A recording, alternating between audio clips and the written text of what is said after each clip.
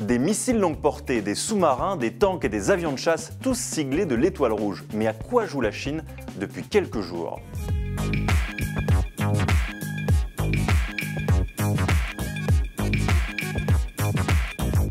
Une vidéo fait le tour des réseaux sociaux en Chine, elle ressemble au meilleur jeu de guerre du moment et on y voit l'armée populaire de Chine battre à plate couture des adversaires non identifiés ou presque. Extrait.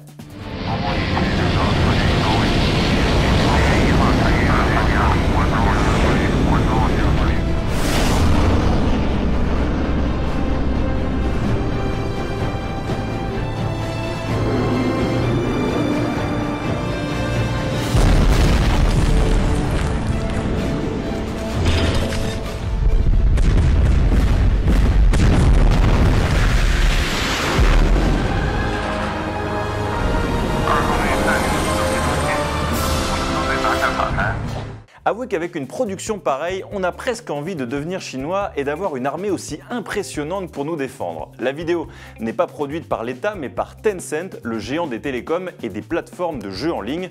On peut quand même affirmer sans danger que les hautes sphères du pouvoir ont, à minima, donné leur accord pour une telle vidéo. D'après de nombreux experts militaires, les cibles attaquées dans ces images ressemblent étrangement aux bases et aux équipements américains situés dans les territoires japonais et aussi aux fameuses îles Senkaku que le Japon et la Chine se disputent depuis des décennies.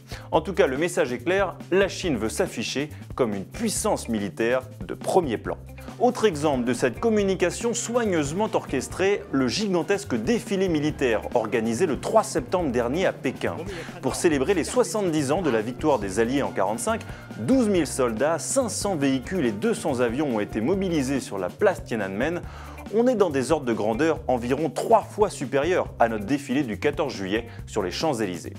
Pour Xi Jinping, cette parade était probablement le jour le plus important de son mandat, une manière de montrer ses muscles au monde, et pour ça, il a paralysé Pékin pendant plusieurs jours, exigeant même la fermeture des usines locales pour être sûr d'avoir un joli ciel bleu sans pollution pour le défilé. Et dernier détail, il a mobilisé plus de 850 000 personnes, soi-disant volontaires, simplement pour veiller à la sécurité dans les rues pékinoises.